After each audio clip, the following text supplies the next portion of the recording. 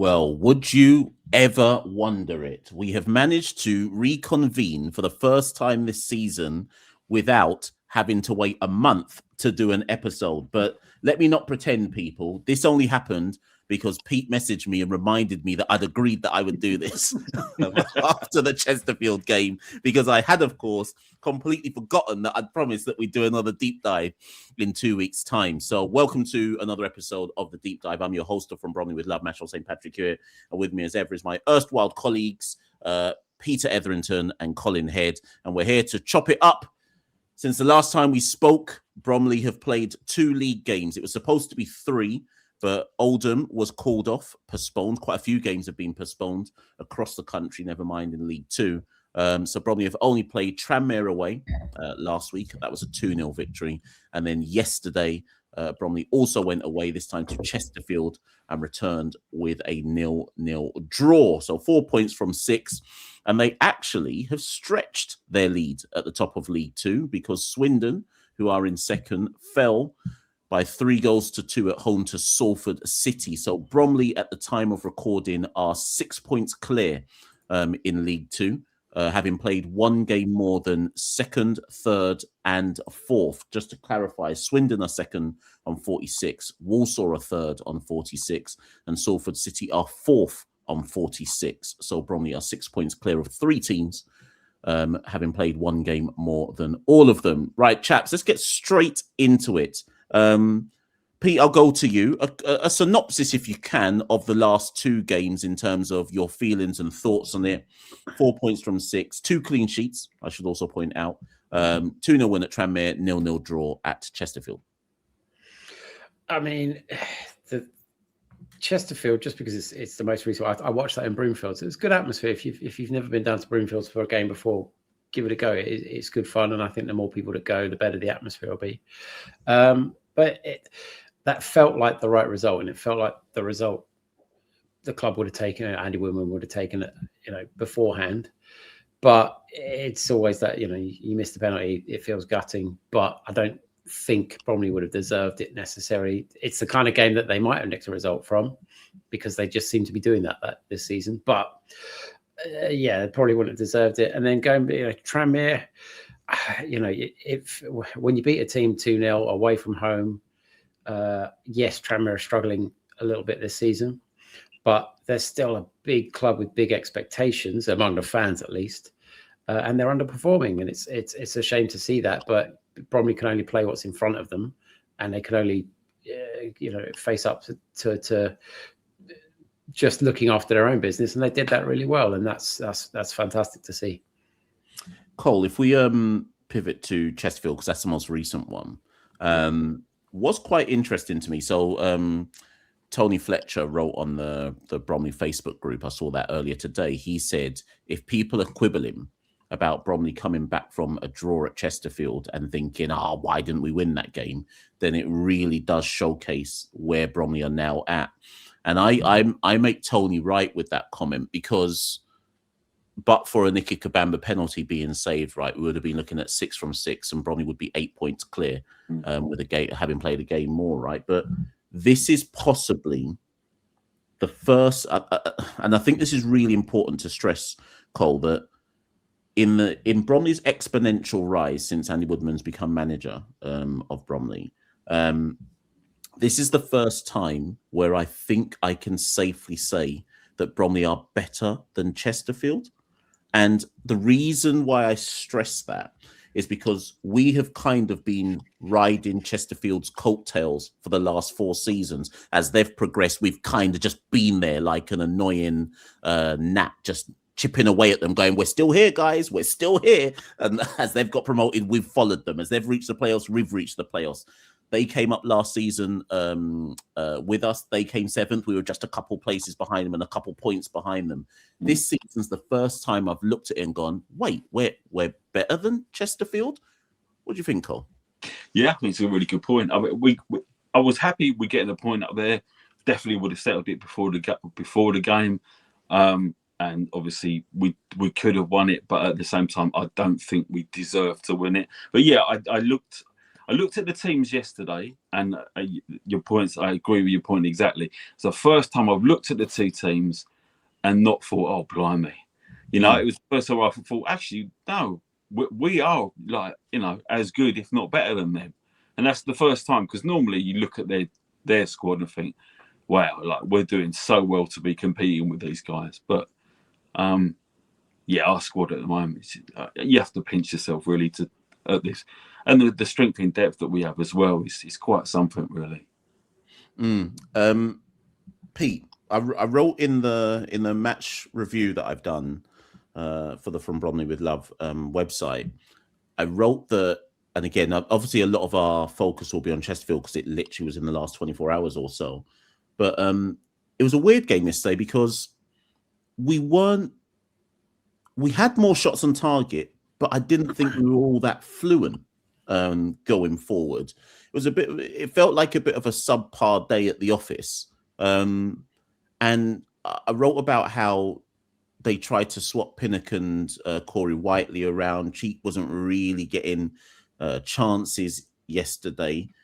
How did you see that, though? Because I was trying to catch the right tone of not saying that people played badly, but trying to, I guess, get at the sometimes people are going to be just under par and we might need to be a bit more proactive in the changes that we make. And I might even have that wrong as I'm saying that to you now. Yeah, well, I think you've got to give props to Chesterfield's defence and the midfielders who were tasked with trying to shut Bromley's attacking flow down before it got going. Once they get into those little pockets of space, they then look to work the ball wide and get it out to the wide areas to then get those beautiful deliveries from Pinnock into the mix. And they knew what Bromley were trying to do. They knew the patterns they were trying to work, and they were getting very quick on Ben Crowhouse, getting in on him, double man in, stop him turning and playing the ball out wide to Pinnock or whoever, Whiteley or whoever they could get the ball out to. And Bromley were doing their best. They were overlapping, the right back, left back overlapping, and they were getting the kind of balls in. And Pinnock was whipping some lovely balls in, but Chesterfield were not switching off. They had men's sitting deep, crowding the 6-yard box, dealing with it. And yes, Bromley was sniffing around for that one little mistake, that one little error, and it didn't come. So in a sense, it felt like their attacking threat was a bit blunt, but I don't actually think it was much different than usual. It's just Chesterfield was so good at getting in on them fast and stopping them. And the deliveries that did come in, they were staying focused, batting it away, and winning the second ball, winning the knockdown on the edge of the area, which just kind of disrupted what Bromley have been good at this season, which is if they don't get you on the first ball, they're going to recycle and go, someone's going to put it back in and cause more mayhem whilst you're still trying to set back up again from the first cross. So I would say more than Bromley being a bit blunt, and you could go back to what you were saying about, Bromley need to be a bit more proactive with their changes, potentially. And they've got a Jay coming in now who may be the answer to being able to mix it up a bit more proactively.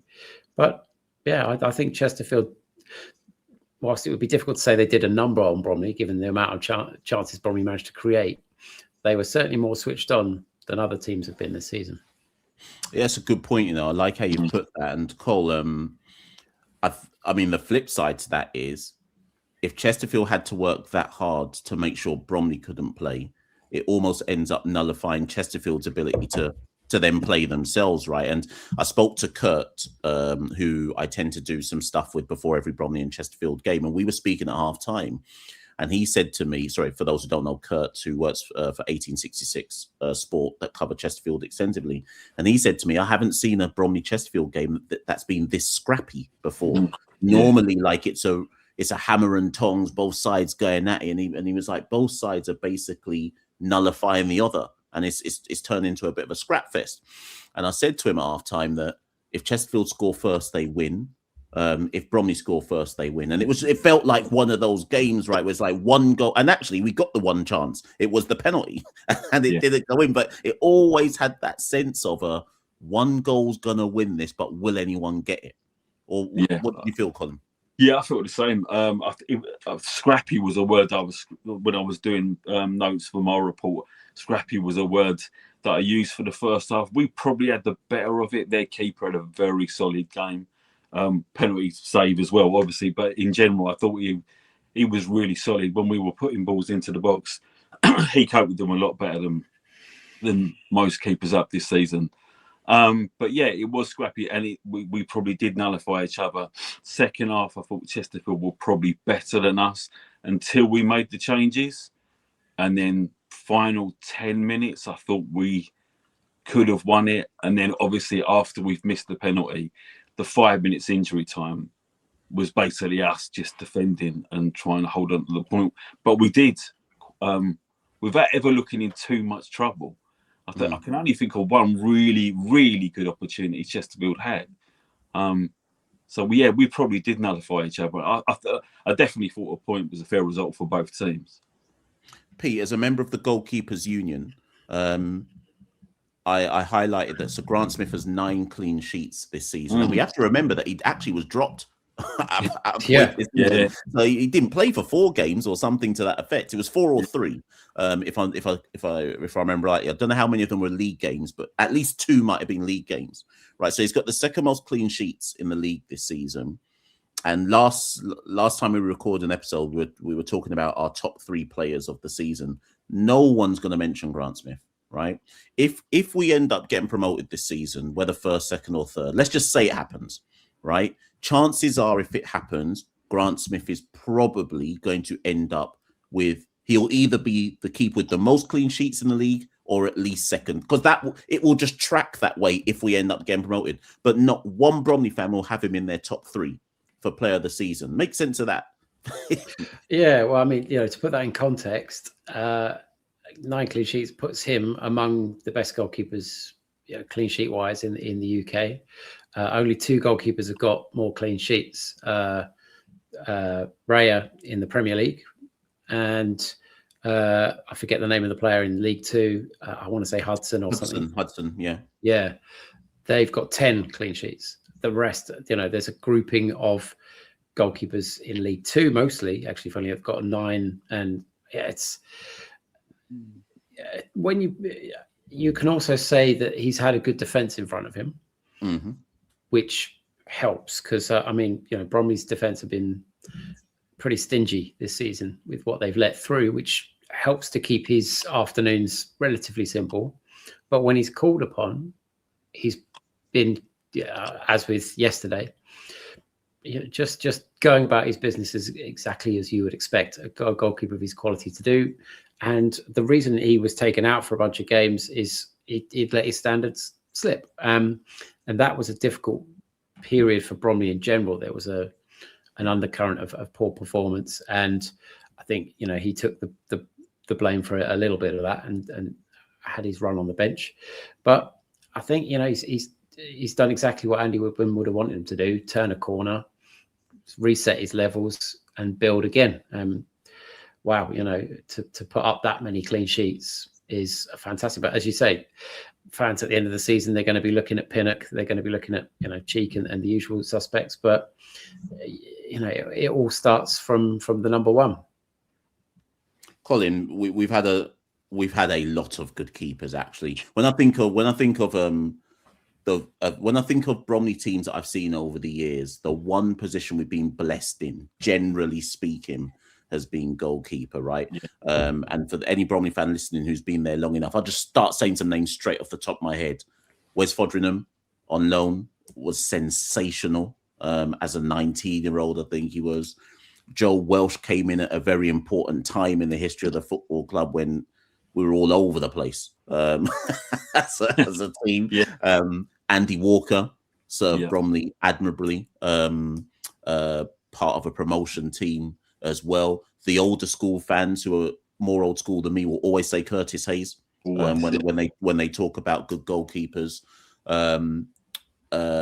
We wouldn't have won the FA Trophy against Wrexham if not for Ellery Balcombe's stunning save right at the death. and now we've got Grant Smith. And I'm putting you on the spot, Cole, but pound for pound, where are you putting Smith in that conversation?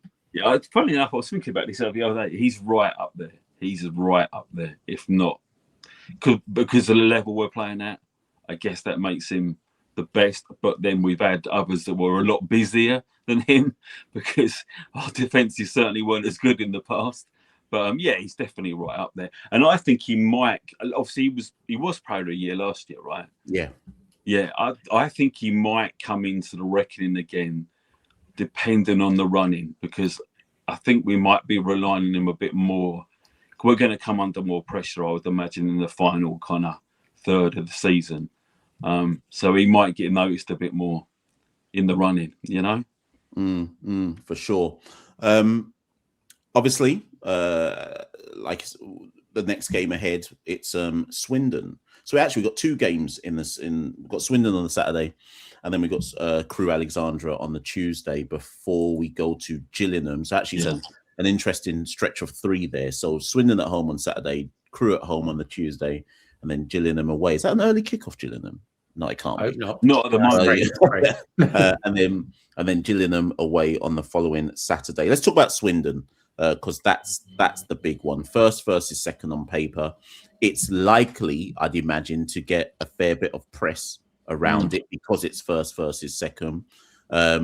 Swindon actually are in the news at the moment because they played the Drinnan, who's the equal top scorer, I think, with Cheek in League Two, came on in the EFL Cup, EFL Trophy against Luton, wasn't put on the registered team sheet, came on. So Swindon are in danger of being thrown out of that competition. They've also got another player who played when Ollie Clark, who is under investigation because I think he played when he should have been banned, which at the bare minimum means he's going to, assuming Swindon aren't appealing it, maybe they are, but at the bare minimum, he misses that Bromley game. If what I've read is correct. So Swindon in the news for quite a few bits and pieces at the moment. They're another club like MK Dons, like Notts County, like Gillingham, who have bought about 1,000 players already in the transfers. Salford, another one, Walsall, and everyone except Bromley has bought 1,000 players in the transfer window as they seek promotion. Okay, gents, I'm going to try and go for a bit of hyperbole here. This is easily the biggest game of the season, yes? Yeah. So far. Yeah. Okay, so but that's, I mean, if you wanted to drill down into it a bit, it could set the narrative for the rest of the season because it's a 6-pointer purely because Swindon have got a game in hand. So if they get anything out of Bromley, it will be a sniff of that they need to get their confidence back, because I think they're a little bit knocked at the moment, and I think at least I feel that might be the case. But they got Ian Holloway in the dugout. It's a big club. It's such a big club. They probably should be League One or thereabouts. So if they get a sniff that there's weakness in Bromley, it could change the narrative. And if Bromley get a knockback of losing or letting the game get away from them, it could change their conversation. But they on the flip side, Bromley do seem to be very resolute this year in terms of their capacity to deal with setbacks. So it's a big one. Colin, this is negative thinking, but I don't think there's anything wrong with getting a point in this game. I think the same. Yeah, funny. I was thinking that earlier. I was looking at the run we got in January. I would definitely take a point on Saturday. They don't gain any ground on us then. And then if we can follow that up with a win on the Tuesday against Crewe, then I think they're two really good results. If that's how it pans out, definitely. So let's add the Crewe game and the Gillingham game, Pete, and then Cole. What is a good return from Swindon, Crewe, Gillingham? Swindon, I would actually go for a win.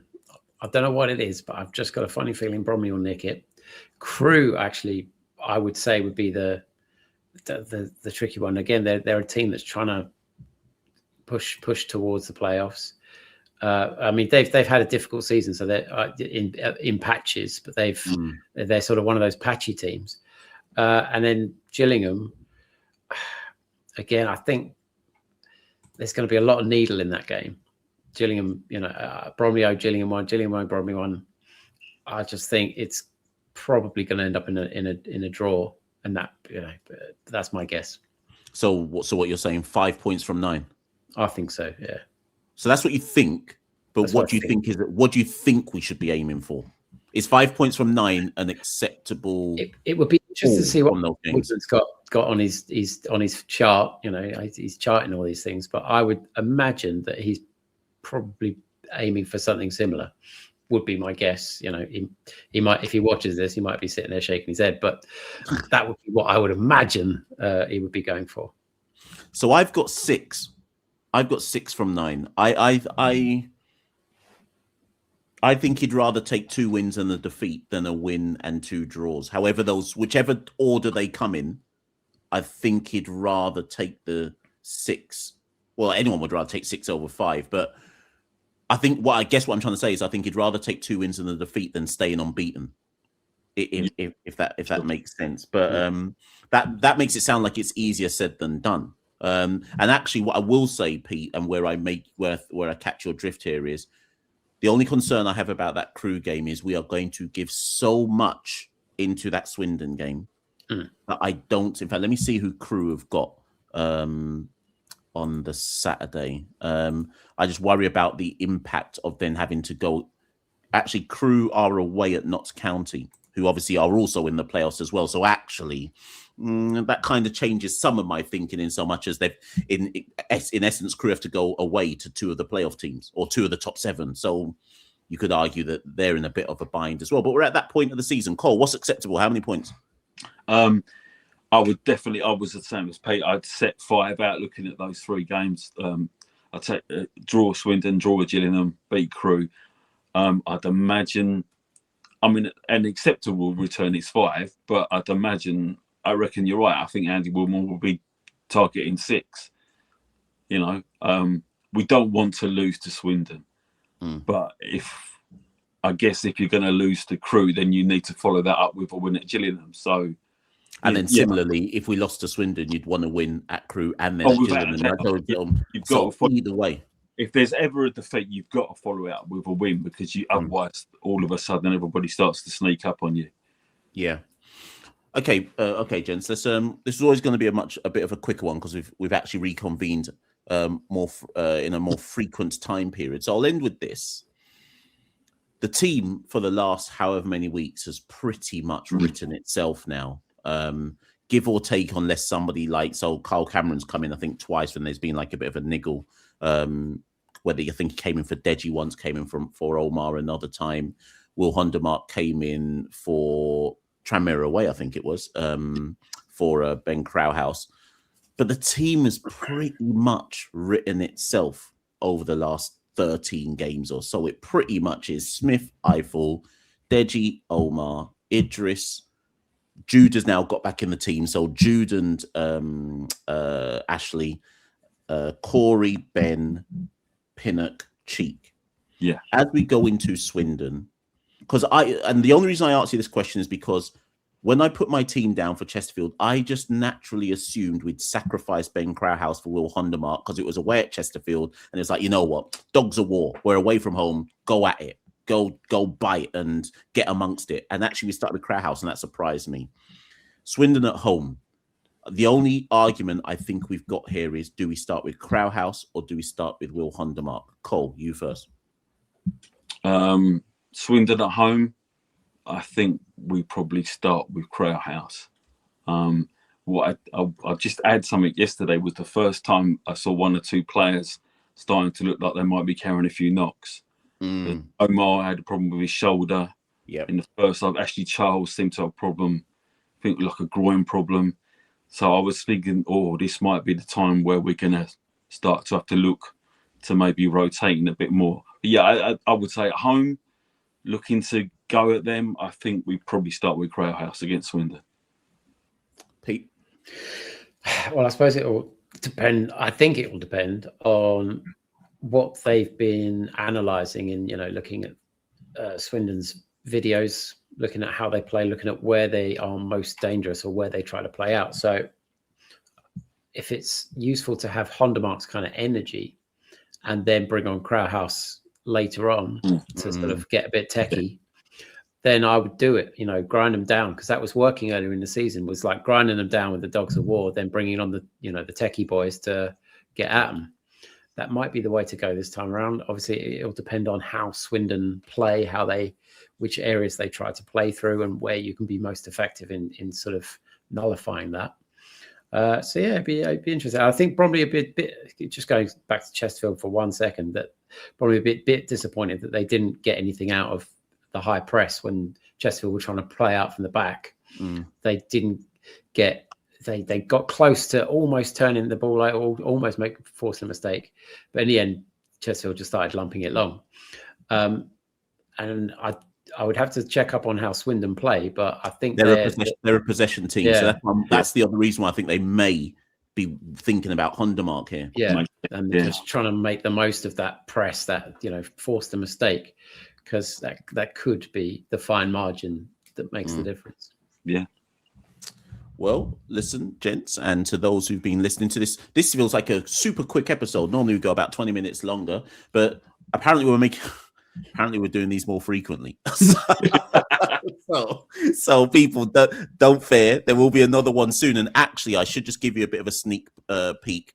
The From Bromley with Love .news platform. If you're not yet subscribed, do subscribe. But if you are subscribed, there is now a podcast element to that platform. So what I'm hoping to do is record this with Pete and Cole, and those because not everybody loves YouTube. I know that not everybody's got the time to have a YouTube video playing in the background. Some people actually just want to listen to it on their way to work, on a commute, on a drive, whatever. So that podcast platform within From Bromley with Love .news is launching, I believe, next week. So you should start to see these on there as well. So look out for that. More news coming on that very, very soon. Sam Mooreshead, who runs the Counter Press platform and obviously has the Swindon version of From Bromley with Love. His is called the Moonraker. Him and I are going to have something special planned ahead of this Swindon game. We've called it the Counter Press Derby. So obviously we hope that we can destroy Swindon and I can have the last laugh. But we shall see over the coming week. Thank you to Cole. Thank you to Pete. That's been the deep dive, and we shall be back very, very soon. Lock in, people. This is a promotion season.